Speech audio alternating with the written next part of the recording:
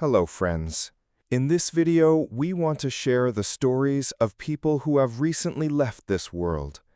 Their lives and legacies deserve to be remembered, and we hope you will discover something meaningful about them today. Before we begin, please subscribe to our channel and give this video a like. Now, let's get started. Joseph Dubet died on September 5, 2025, leaving behind a life story that embodied resilience, talent, and the spirit of South African sport. He was celebrated as a pioneering weightlifter, remembered for his powerful presence on the international stage and for being one of the athletes who carried the pride of his country into the arena during an era of both athletic challenge and social transformation. His achievements were not only medals and competitions, but also the inspiration he offered to younger generations who saw in him proof that determination could overcome adversity.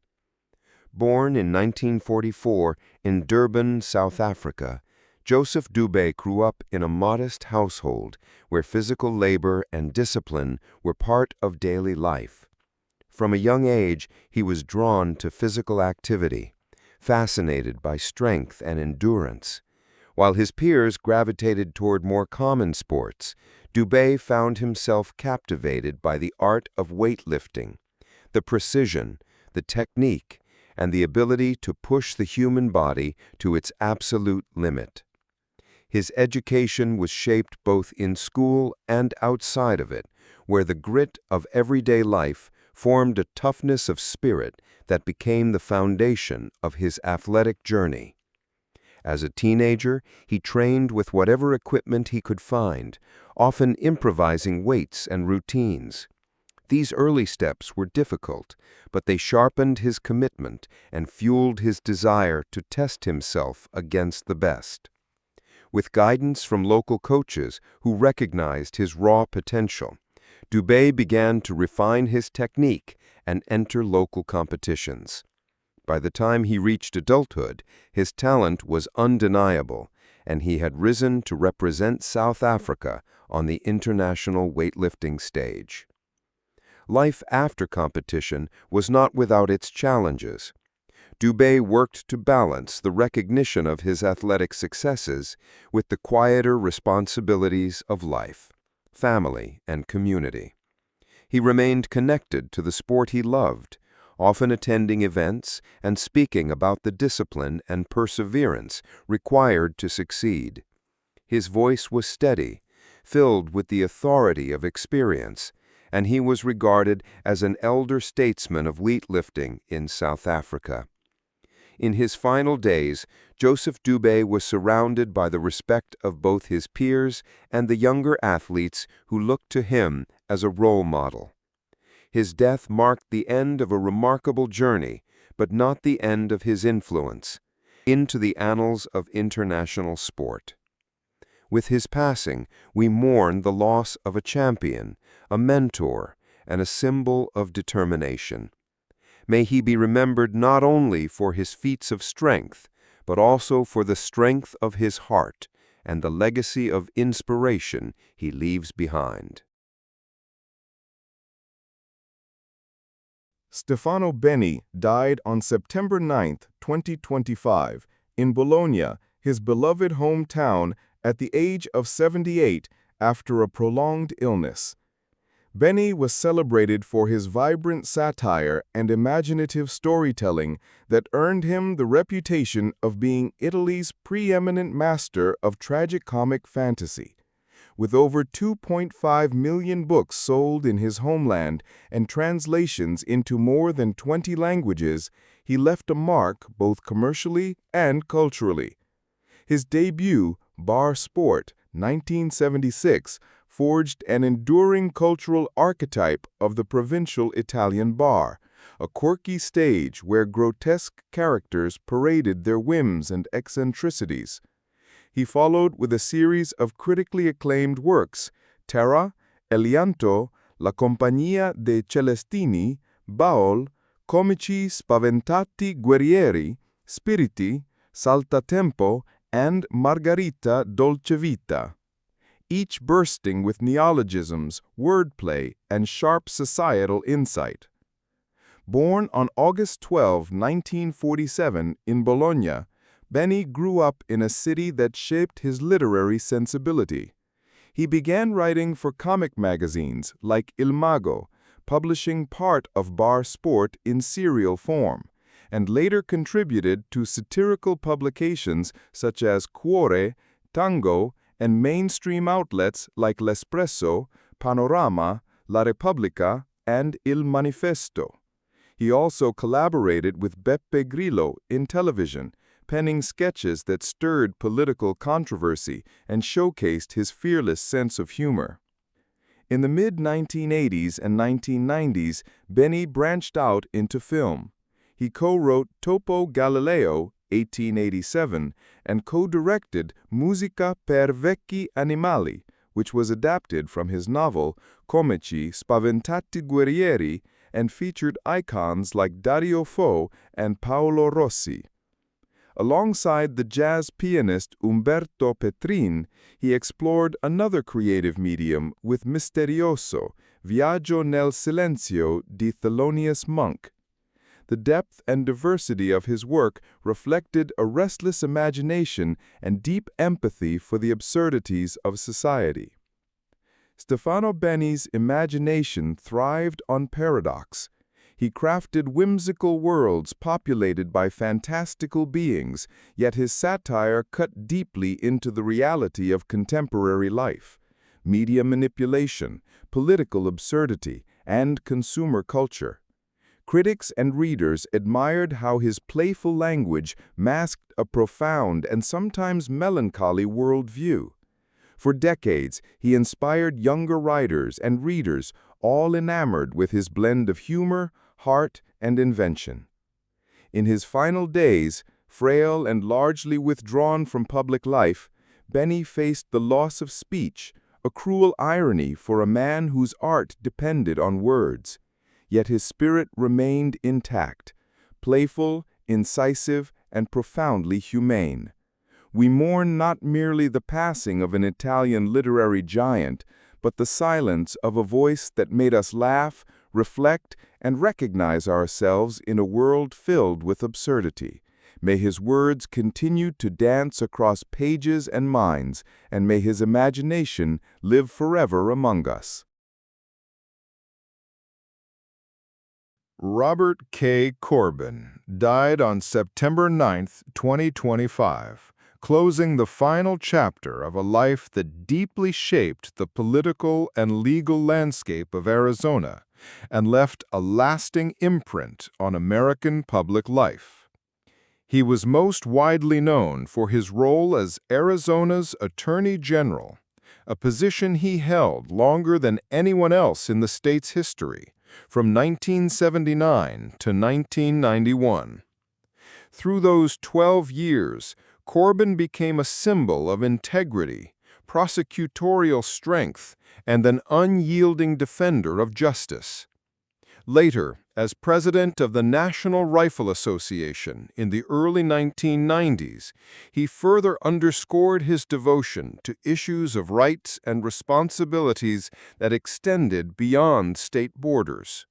Born on November 17, 1928, in the small town of Worthington, Indiana, Robert Keith Corbin grew up in a post-Depression America where values of hard work and duty were etched into daily life. His childhood was modest, shaped by family and community bonds, but also by an awareness of the larger world beyond his town. After graduating high school, he joined the U.S. Navy in 1946, where the discipline of military service instilled in him an enduring sense of order and accountability. Following his service, he pursued higher education at Indiana University Bloomington, where he earned his law degree. This combination of small-town roots, military discipline, and academic rigor forged the man who would step into Arizona's complex political stage. Corbin began his career in law as a deputy county attorney in Maricopa County in 1958. It was a turbulent period for Arizona, with the rapid growth of Phoenix bringing both opportunity and challenges. By 1964, he had risen to the position of county attorney, where he proved himself in the crucible of real-world cases, balancing public safety with fairness. His years as an attorney were marked by a directness that earned him respect among colleagues and adversaries alike. He would later join the Maricopa County Board of Supervisors in 1972, gaining an insider's understanding of local governance and sharpening the skills that prepared him for state office. In 1978, Robert Corbin was elected Attorney General of Arizona, assuming office the following year. His tenure was defined by high-profile cases that tested both his legal acumen and moral compass. He oversaw the prosecution of Governor Evan Mecham on campaign finance violations and took on former Congressman Sam Steiger in a notorious attempted extortion case. These trials demonstrated not only his courage in confronting powerful figures, but also his belief that the law should stand above politics. He was widely regarded as a straight shooter, a man who would not bend his principles for convenience or favor. His career was not without its trials. As Attorney General, he navigated political storms and criticism, yet he always emerged with his reputation for honesty intact. His leadership left behind a legal framework that emphasized accountability at every level of government. After retiring from his role as Attorney General in 1991, he took his principles onto the national stage, becoming president of the National Rifle Association in 1992. Though his tenure there was brief, it reflected his continued commitment to causes he believed were fundamental to public life. In his later years, Robert Corbin remained an admired figure in Arizona, remembered not just for his professional achievements, but for the personal qualities that defined him: discipline, fairness, and quiet resilience. His passing at the age of 96 brought a wave of reflection across the state and beyond. Those who worked alongside him spoke of his steadiness, his ability to navigate pressure without losing sight of justice, and his quiet but firm leadership style.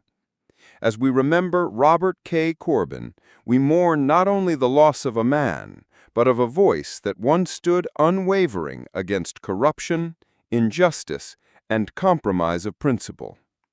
May he be remembered with gratitude and respect, and may his legacy continue to inspire those who step into the demanding yet noble path of public service. Clint Eastwood was born on May 31, 1930, and over the course of his long life, he became one of the most influential figures in American cinema. His greatest achievement lies in the dual legacy he carved for himself. First, as a rugged and charismatic actor who embodied a uniquely American sense of resilience and independence, and later as an accomplished director who redefined storytelling in Hollywood. Few individuals in the history of film have balanced both roles with such mastery, and Eastwood's career stands as a testament to creative evolution, perseverance, and artistic authority. He was born in San Francisco, California, during the early years of the Great Depression. His family moved frequently in search of work, instilling in him an adaptability and toughness that would later define his screen persona. Growing up in working-class neighborhoods, Eastwood was known as a quiet, observant boy who enjoyed outdoor activities and developed an early appreciation for physical strength and independence. Eastwood attended Oakland Technical High School, although his path through education was unconventional. Teachers noted his potential, but he was never a model student. His energy was drawn more to hands-on pursuits and practical skills. After high school, he worked a series of jobs that ranged from lifeguard to steelworker, jobs that gave him a first-hand understanding of resilience and labor, themes that would later surface in his films. Eventually, he studied acting more seriously, drawn to the possibilities of performance and expression, even while uncertainty about the future remained. His early career began modestly, with bit parts and auditions that often led nowhere. He took small roles in low-budget films and found himself navigating the difficulties of Hollywood's competitive environment. Yet his tall frame, striking looks, and understated manner caught the attention of casting agents. Eastwood's persistence led him to his first significant break with the television series Rawhide in the late 1950s, where he played Rowdy Yates. The show introduced him to a wide audience and gave him the opportunity to refine his craft. But more importantly, it set the stage for his later transformation into an international film icon. Clint Eastwood's career truly began to ascend in the 1960s, when he became a cultural icon through his collaboration with Italian director Sergio Leone. Cast as the enigmatic Man with No Name in A Fistful of Dollars, 1964, For a Few Dollars More, 1965, and The Good, the Bad, and the Ugly, 1966, Eastwood embodied a new kind of Western hero, laconic, morally ambiguous, yet irresistibly charismatic. These films not only redefined the Western genre, but also transformed Eastwood into an international star. By the late 1960s and early 1970s, Eastwood's fame gave him financial independence, and he began living a lifestyle that reflected both success and restraint. Unlike some Hollywood contemporaries, he avoided constant flamboyance, yet he invested wisely in real estate, purchased ranch properties, and developed a lifelong love for Carmel by the Sea, California, where he would eventually serve as mayor decades later. His homes mirrored his personality, comfortable, open, and close to nature, rather than excessive. Cars, however, fascinated him, and he often drove luxury models that reflected the taste of his era.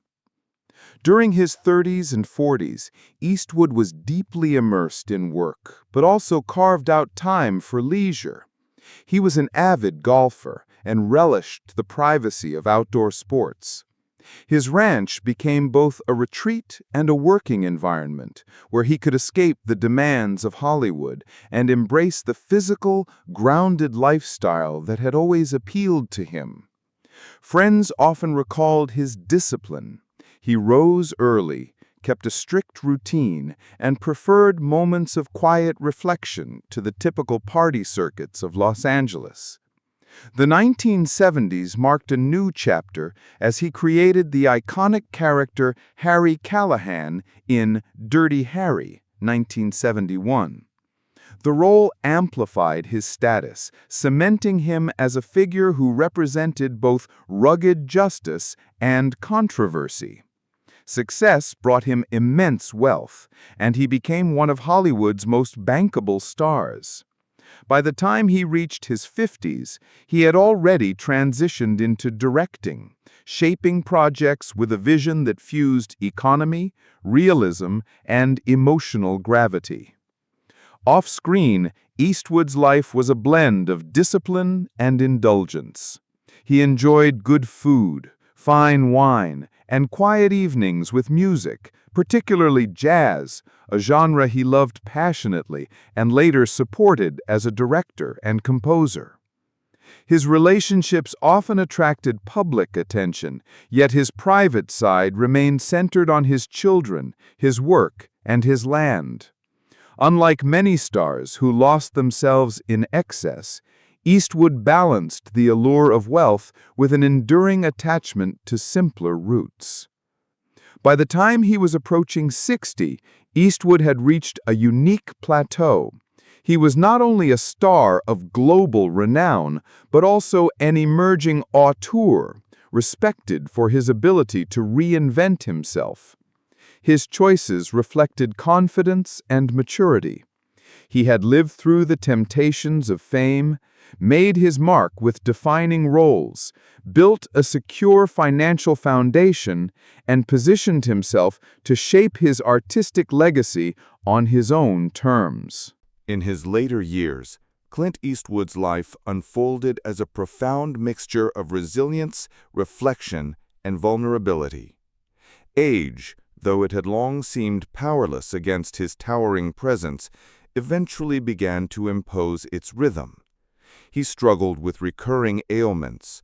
His back, worn from decades of performing his own stunts and carrying the physical demands of rugged roles, often ached with relentless persistence. There were murmurs of heart strain, fatigue that lingered longer than before, and a general slowing of the body that once moved with deliberate, panther-like grace. Yet, even as his health faltered, his sharp gaze and indomitable will continued to define him, making him a figure who could never be entirely subdued by time. Family and personal life carried their own shades of triumph and sorrow. Eastwood was a father to many children, and his later years were shaped by a yearning to mend and strengthen those ties, making up for the absences of his younger, restless days. He spent more evenings with family, inviting warmth into his once solitary ranch, where the clatter of dishes at dinner and the laughter of grandchildren replaced the echo of silence. But these joys were balanced by piercing losses. Colleagues and friends who had shared his journey, actors, musicians, and directors who had stood beside him in Hollywood's golden years, passed away one by one, leaving him with the heavy quiet of remembrance. Within his own family, death and estrangement carved wounds that even his stoic composure could not mask. Each absence, whether of a friend or loved one, etched deeper lines into his expression, softening the granite into something more reflective, almost mournful. Despite these shadows, his discipline never abandoned him. He rose early, worked steadily, and even as illness pressed upon him, he directed and shaped projects with precision. His ranch became both a sanctuary and a mirror of his state of mind. Evenings spent with a book by the fireplace, mornings walking through dew-covered grass, afternoons when jazz filled the rooms of his house like whispers from another era. Visitors often remarked on how his silence spoke louder than words, how his measured gestures carried both dignity and fatigue, as though each movement held the sum of his years. He was no longer the young drifter with a squinting stare, nor the maverick filmmaker pushing against Hollywood's tides. He had become something larger, an embodiment of persistence, a reminder of what it meant to endure. His films remained alive in the collective memory, each one a fragment of his identity, and through them, audiences revisited not only characters but also the essence of the man himself. As age advanced, Clint Eastwood often appeared as though standing at the edge of memory, half in the present and half in the past. He bore illness and grief with the same calm fortitude that had once made him a cinematic legend. And though his body slowed, his spirit, rooted in discipline, independence, and a refusal to surrender, remained unbroken. To those around him, he was a monument, not of stone or bronze, but of endurance, shaped by both triumph and loss, standing tall in the twilight of his life, etched against the horizon like a figure from one of his own films.